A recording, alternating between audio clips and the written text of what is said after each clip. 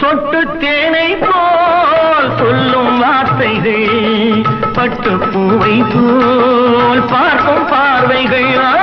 சொட்டு தேனை போல் சொல்லும் வார்த்தைகள், பட்டு பூவை போல் பார்க்கும் பார்வைகள்.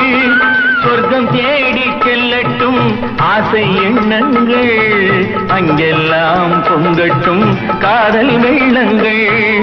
ஒருவர் மீது